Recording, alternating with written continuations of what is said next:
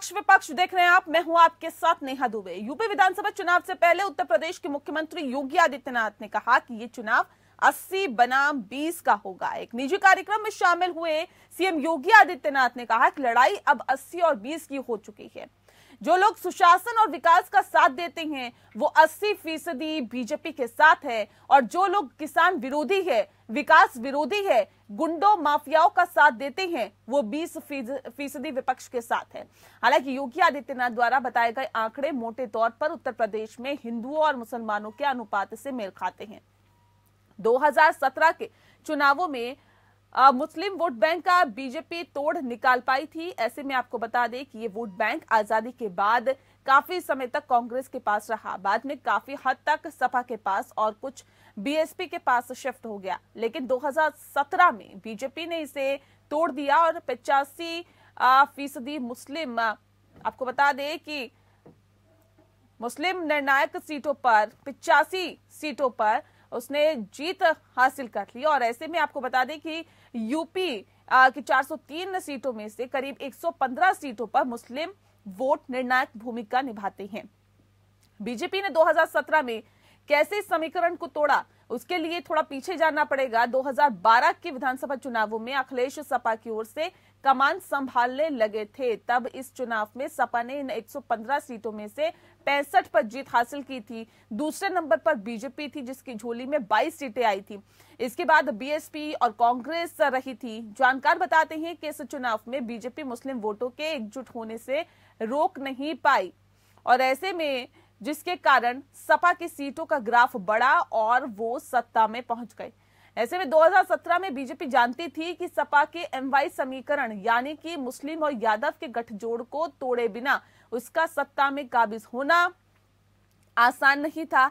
इस चुनाव में बीजेपी जहां अपने हिंदुत्व चेहरे के कारण हिंदू वोट बैंक को अपनी ओर खींचने में कामयाब रही, तो वहीं मुस्लिम वोटों में सेंध लगता दिखा। उदाहरण के तौर पर अगर हम पश्चिमी यूपी को देखें तो यहां पर बीजेपी को 2017 से पहले कोई खास बढ़त नहीं थी। 2017 में मुजफ्फरनगर दंगे के बाद यहां के वोट बैंक का समीकरण पिछले चुनाव से बदल गया। पहले जहां जाट राष्ट्रीय लोकदल के पक्ष में जाते थे, मुस्लिम वोट सपा बीएसपी के साथ में रहता था, वहीं इस दंगे के बाद सिर्फ 2 समीकरण ही रह गए, पहला हिंदू, दूसरा मुसलमान। हिंदू वोट जिसके अंदर जाट भी थे और यादव भी, बीजेपी के पक्ष में पड़ा, जबकि मुस्लिम वोट बैंक में बिखराव दिखा। ये vote bank Sapa, BSP, Congress और लोक दल के साथ कुछ निर्दलीय उम्मीदवारों में बंट गया। यही कारण रहा कि यहां 2017 में सिर्फ 3 मुस्लिम उम्मीदवारों को जीत मिली, जबकि 2012 में यहां 11 मुस्लिम उम्मीदवार जीते थे। यानी कि बीजेपी ने मुस्लिम बहुल सीटों पर भी सेंध लगा दी थी। हालांकि पिछली बार कहा गया था कि कुछ मुस्लिम वोट बैंक भी बीजेपी की तरफ खिसका था, जिसकी वजह से उसे काफी ज्यादा सीटों पर फायदा हुआ था। इस बार भी सभी पार्टियां मुस्लिम वोट बैंक पर नजर गड़ाए बैठी है। इस बार मुस्लिम नेता के तौर पर अपने आप को दिखाने वाले एआईएमआईएम के चीफ असीसुद्दीन ओवैसी चुनावी मैदान में उतर चुके हैं। ओवैसी साफ कर चुके हैं कि उनकी पार्टी 100 सीटों पर चुनाव लड़ेगी। जाहिर सी बात है कि ये 100 सीटें मुस्लिम बहुल ही रहेंगी। ओवैसी से सीधा मुकाबला, सीधा कहीं ना कहीं जो नुकसान है वो सपा और कांग्रेस को उठाना पड़ सकता है। दरअसल क्योंकि मुस्लिम वोटों पर एक बड़ी सेंध लगती हुई अब दिखाई दे रही है, और इससे फिर एक बार समीकरण के हिसाब से बीजेपी को फायदा होगा। अगर मुस्लिम वोट बैंक में सेंध नहीं लगा और वो एक मुश्त होकर किसी एक पार्टी के साथ गया तो बीजेपी को बड़ा नुकसान हो सकता है। ऐसे में हम मान सकते हैं कि 20% से सीएम मुस्लिम वोटों की तरफ इशारा कर रहे हैं। उनका इशारा इसी वोट बैंक की तरफ है। उनका मानना है कि मुस्लिम वोट आपस में बटेगा, जबकि हिंदू वोट बीजेपी को मिलेगा। हालांकि असलियत में क्या होगा ये तो चुनावी नतीजे ही बताएंगे।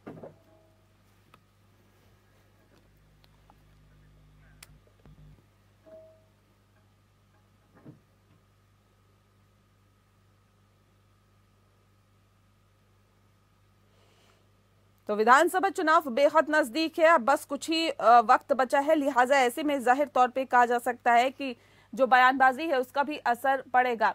लेकिन 80 बनाम 20 का ये गणित क्या कहता है और सीएम योगी आदित्यनाथ दरअसल क्या कहना चाहते हैं, इस पर आज हम तफसील से चर्चा करेंगे। हमारे साथ खास मेहमान मौजूद हैं, उनसे आपका परिचय करा देते हैं। आलोक वत्स जी हमारे साथ हैं, लीडर हैं बीजेपी के। डॉक्टर अरविंद गुप्ता जी हमारे साथ हैं, स्पोक पर्सन है सपा के। आप दोनों का बहुत स्वागत है।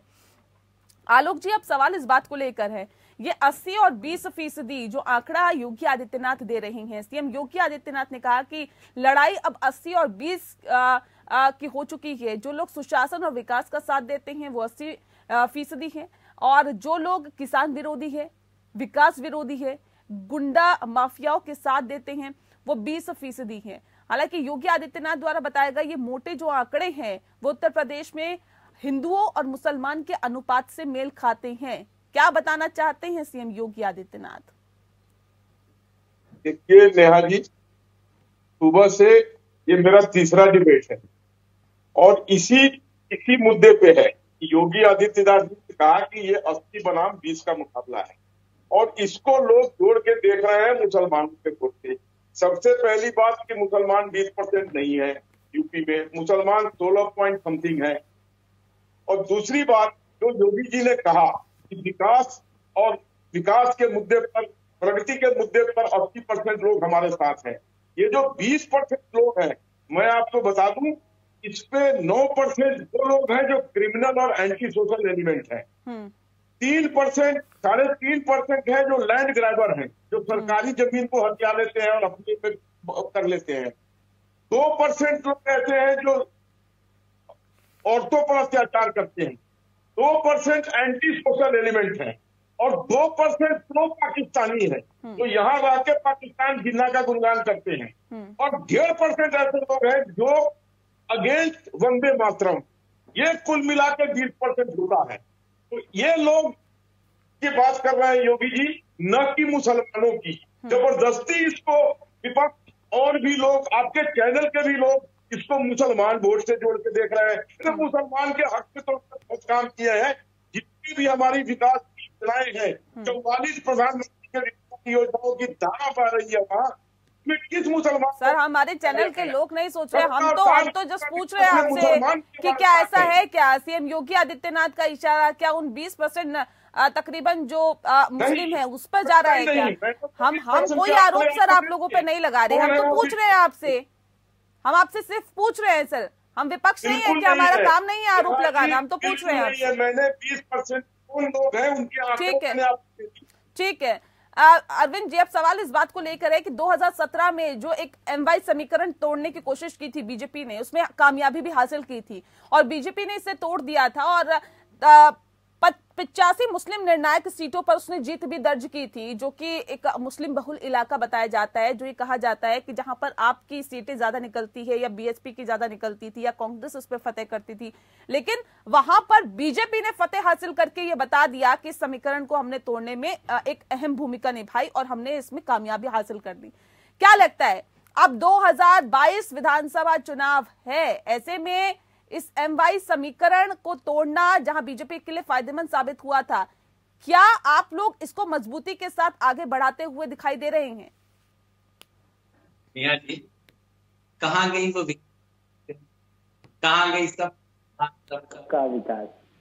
और दूसरी चीज ये है, हमारे अभी प्रवक्ता ने कहा कि 2% ऐसे लोग हैं उत्तर प्रदेश में, 3% जो क्रिमिनल और वैसे एलिमेंट है।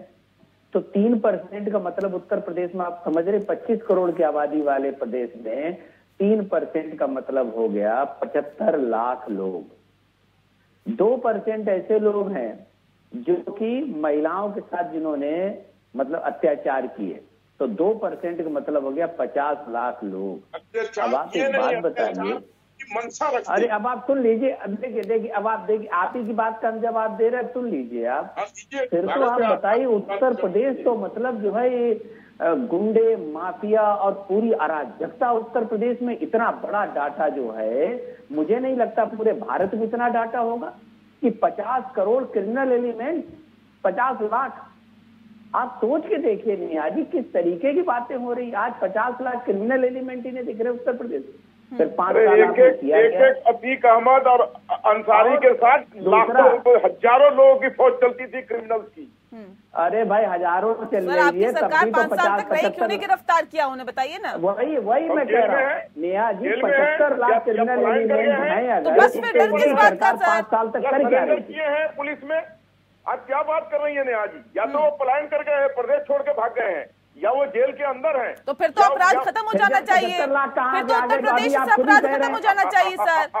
तब भी उत्तर प्रदेश आपराधिक मामलों में नंबर 1 पर है, सपा के मुकाबले बहुत नीचे आ चुका है। ठीक है, एनसीआरबी का डाटा निकाल के देख लीजिए, महिलाओं के ऊपर सबसे ज्यादा अत्याचार। डॉक्टर अरविंद गुप्ता जी, अब सवाल इस बात को लेकर है 403 सीटों में से, ठीक है सर, ठीक है, इस पे हमारी डिबेट नहीं है। अरविंद जी, अब सवाल इस बात को लेकर है 403 सीटों में से तकरीबन 115 सीटों पर मुस्लिम वोट निर्णायक भूमिका निभाते हैं, और उसमें से भी 2017 में 85 सीटों पर बीजेपी ने कब्जा किया था। अब AIMIM भी चुनावी मैदान में है, कांग्रेस भी, BSP भी, आपकी सपा भी। सर, सब में क्या मुस्लिम वोट बट जाएंगे? अगर हाँ, तो इसका सीधा फायदा बीजेपी को मिलता है। देखिए, मैं आपको एक बात बताऊं नेहा जी, हमारी जो पार्टी है वो मुद्दों की लड़ाई इस बार लड़ने के लिए आई है। हमारे राष्ट्रीय अध्यक्ष जी ने अभी 2 दिन पहले प्रेस कॉन्फ्रेंस में बहुत अच्छी बात कही। बोले आप लोग सब जाइए क्षेत्र में, और केवल रोटी, कपड़ा और मकान, शिक्षा, सुरक्षा, स्वास्थ्य के ऊपर ही केवल हम अपना ये मुद्दा बनाएंगे, और इसी के ऊपर इलेक्शन लड़ा जाएगा। और स्पष्ट तौर पर उन्होंने प्रेस कॉन्फ्रेंस बुला के बात कही थी कि हम जो है इस बार समाज के विघटन का कोई कार्य नहीं करेंगे, हम हर समाज को साथ लेके चलेंगे, और अपनी एक प्रतिबद्धता रखेंगे कि हमारे लिए 80 और 20 का समीकरण नहीं होगा, हमारे लिए पूरा उत्तर प्रदेश 100% होगा। हम उसमें कोई कमी नहीं रखेंगे। पार्टी आपको डेंट दे सकती है, इस बात को आप नकार सकते हैं क्या? देखिए, मैं एक बात बताऊं आपको, आज समाजवादी पार्टी को डेंट की कोई स्थिति ही कहीं पे नहीं बन रही। आप एक चीज देख लीजिए ना, आज ये फिर आगे 80 और 20 पे। यही थोड़े दिन पहले तक चिल्लाते हुए नहीं थक रहे थे कि हमने तो इतना विकास किया कि हमारा विकास तो मतलब जमीन से आपको हमने एरोप्लेन पहुंचा दिया। सर, लेकिन 2017 के जो विधानसभा चुनाव हुए तो उसके नतीजे ये बताते हैं कि यादवों ने हिंदुत्व पर ज्यादा भरोसा दिखाया बजाय यादवों के एकजुटता के। एक बात मैं आपको बताऊं, काठ की हांडी नेहा जी एक बार चढ़ती है, बार बार नहीं चढ़ती। और अब की बार एक चीज जरूर है कि इनका जो हिंदुत्व है उस हिंदुत्व में एक बड़ी दिक्कत है। इन्हें हिंदुत्व तभी खतरे में नजर आता है जब इनकी सत्ता खतरे में होती, जब इन्हें लगता है कि अब हम हारने वाले हैं, तब इनका हिंदुत्व खतरे में आता है। और मैं आपको बताऊं, देखिए, भारत में रहने वाला हर व्यक्ति जो अपने आप को सुरक्षित महसूस करता है। कभी भी हम लोगों में सामाजिक विघटन, केवल जब इलेक्शन आते हैं तभी केवल सामाजिक विघटन दिखाई पड़ता है, वरना आप गौर करके देख लीजिए कि इलेक्शन से पहले समाज में कहीं पर भी आपको विघटन दिखाई नहीं पड़ेगा। हर धर्म, हर जात के लोग इसी भारत देश में, इसी उत्तर प्रदेश में भाईचारे के साथ रह रहे हैं। मुजफ्फरनगर में जो दंगे हुए वो दंगे इन्होंने ही करवाए थे। खैर, इसका इनको एडवांटेज नहीं मिला, वो ध्रुवीकरण अलग तरीके का हो गया। एडवांटेज तो सर आपको मिला ना? हाँ, इनको नहीं मिला, मैं यही कह रहा हूँ। लेकिन इस बार के जो हमारे मुद्दे हैं, हमारी पहली प्राथमिकता हमारे विकास पे है। जो हमने शौचालय बनाए, जो हमने घरों का निर्माण किया, जो हमने पूर्वांचल एक्सप्रेस बनाया, जो हमने मेट्रो कानपुर में दौड़ा दिया और भी जगहों पर दौड़ाने की योजना कर रहे हैं, जो हमने हर डिस्ट्रिक्ट में मेडिकल कॉलेज की स्थापना की, क्या उसमें हमने मुसलमानों को जाने से वंचित कर दिया? ये तो मुगालता है। देश में 2 ही 3 पार्टियां बन गई है नेहा जी, जो परिवारवाद और जातिवाद पर टिकी हुई है। सर्वप्रथम कांग्रेस जो परिवारवाद पे है, उसके बाद समाजवादी पार्टी जो जातवाद पे है, उसके बाद बिहार में राजद जो जातवाद पे है। अगर इनसे जातिगत चीज हटा लिया जाए तो इनके पास बचता क्या है? और दूसरी चीज, लोहिया के समाजवाद में किस पृष्ठ पे लिखा हुआ है समाजवाद के कि तुम परिवारवाद को लेकर ढो और उसको नेता मान के आगे 10 पीढ़ी चलाओ? ये समाजवाद के किस पृष्ठ पे लिखा हुआ है? जरा मुझे अरविंद जी बता दें। मैंने भी समाजवाद पढ़ा है। समाजवाद पूर्णतया पृथक है। जिस तरीके का समाजवादी पार्टी में ये परंपरा इन्होंने चला दी है, मुलायम सिंह, शिवपाल यादव, अखिलेश यादव और अखिलेश यादव के बच्चे को भी कुछ दिन के बाद ये ढोएंगे। ये लोग तो खड़ाम उठा के चलने वाले लोग हैं। ये समाजवाद की बात करते हैं। नोएडा में 5500 करोड़ का घोटाला हुआ, उसमें मायावती और अखिलेश यादव पूरी तरीके से लिप्त थे। मैं भी यहाँ एक व्यवसायी हूँ और मेरे जानने वाले जितने व्यवसायी लोग हैं, एक को भी प्लॉट नहीं मिला यहाँ पर जब तक उसने अंडर हैंड पेमेंट नहीं किया। इसकी पूरी तहकीकात होनी चाहिए और खंगाले जाने चाहिए सारे रिकॉर्ड। पूरी नोएडा की इंच इंच जमीन बेच के ये लोग अब तक खजाना भर लिए और ये बात करते हैं समाजवाद की। अरे हम हैं सबका साथ सबका विकास। पीढ़ी दर पीढ़ी के रोग से मुस्लिम महिलाओं को मुक्त कराया 3 तलाक से। धारा 370 आचार समान धारा ये हमने लागू किया हिंदुस्तान ने, किसी भी सरकार में ये हिम्मत नहीं हुई। लेकिन ओबीसी भी इस बार चुनावी मैदान में है सर, और तकरीबन 100 सीटों पर चुनावी मैदान में ताल ठोक रहे हैं। अब सवाल इस बात को लेकर है, ताल ठोकने वाले पहलवान ये सब धूल चाटते आपको नजर आएंगे। लेकिन विपक्ष तो कह रहा है कि ओवैसी बीजेपी के बी टीम के तौर पे काम कर रहे हैं। कौन बी टीम पे काम कर रहे हैं? ओवैसी बीजेपी की बी टीम है। ओबीसी को तो बिहार में भी ये लेबल लगा। ओबीसी तो मुसलमान है, हमको तो आप मुसलमान विरोधी बताते हैं, तो कैसे ओवैसी जी को हम गले लगा लिए? जब आपका मतलब नहीं सत्ता है तो ओवैसी जी हमारे भाई हो जाते हैं। ठीक है अरविंद जी बताइए। ओवैसी जी अगर गाली जवाब दीजिए। बीजेपी को देते हैं, हमको देते हैं। जी आलोक बच्ची असल में अपने बनाए व्यू में खुद ही फंस रहे हैं। एक बात बताइए आप, नोएडा में भ्रष्टाचार हुआ, सुन लीजिए आप सुन तो लीजिए, अब सुन लीजिए, बच्चे सुन लीजिए, सुनने की क्षमता रखिए भाई। अरे आप सुन लीजिए जरूर सुनेंगे। आपने अभी कहा कि बसपा और सपा ने बहुत भ्रष्टाचार किया नोएडा में। बसपा और सपा ने भ्रष्टाचार बहुत किया नोएडा में। आपने कितने लोगों को अरेस्ट किया? आप 5 साल से सत्ता में बैठे हुए, डबल इंजन की आप सरकार है, और अगर भ्रष्टाचारियों के खिलाफ आपकी 0 टॉलरेंस है तो आप बताइए सपा और बसपा के कितने नेताओं को आपने गिरफ्तार किया? आप उसके पीछे चले जाइए। कांग्रेसियों के लिए सुन लीजिए आवाज जो है, वजह क्या है कि आप तो केवल झूठ के पटारा एक लेके चल रहे हैं। उसकी वजह केवल इतनी है कि सबसे बड़े भ्रष्टाचारी आलोक जी कह रहे हैं कि हमारी बी टीम नहीं है। उस पर आइए ना सर, ओवैसी हमारी बी टीम नहीं है, आप लोग क्यों इस तरह के आरोप लगाते हैं फिर? अच्छा एक बात बताइए, ओवैसी कहाँ से मेरा भाईचारे के दायरे में आ गए? जब आप नहीं सकता है तो बोल देते हैं वो हमारी बी टीम के लोग हैं। अभी आपने कहा कि हम मुस्लिम विरोधी हैं, 20% मुस्लिम विरोधी का नारा दिया गया है, जबकि मैंने बता दिया 20% एंटी सोशल एंटी नेशनल लोगों की संख्या बताई गई है यूपी में। नेहा जी, ठीक है, नेहा जी मैं एक चीज आपको क्लियर कर दूं, इनका जो समीकरण है वो इस बार हो गया फेल इसलिए हो गया कि जनता को आज इनकी बिल्कुल असलियत सामने आ गई है कि ये जो लक्ष्मण रेखा है, अब की जनता ने पिछली बार जब रावण जो है सन्यासी बन के आया था तो जो है जनता लक्ष्मण रेखा पार कर गई थी, लेकिन इस बार जनता को अच्छे से पता है कि ये सन्यासी नहीं, ये रावण है। इस बार जनता जो है वो लक्ष्मण रेखा पार नहीं करेगी, अब इन्हें बिल्कुल निश्चित हो गया। इसीलिए अब विकास की बात नहीं करेंगे। अब भ्रष्टाचार की मैं आपको बताऊं, आज आप जन में चले जाइए, जहां पहले 5,000 रिश्वत चलती थी, आज 20,000 रुपए रिश्वत चल रही है। विकास गिनाता हूँ, आप अपने विकास गिनाइए। आइए तो हाथ हो जाए। आइए अभी गिन लीजिए। डायल 100 किसने शुरू करी? अखिलेश जी ने। किसने शुरू करी? अखिलेश जी ने। डायल 100 अखिलेश जी ने शुरू की। डायल 100 का अखिलेश जी ने शुरू करी। कितने शौचालय बनाए? अखिलेश जी के आने से पहले डायल 100 नहीं थी क्या सर? 45 वर्षों में किसने पहुंचाया घर घर में? आइए डाल ठोकिए इस पर ही, चलिए विकास दर पर ही। क्या चीज कह रहे हैं?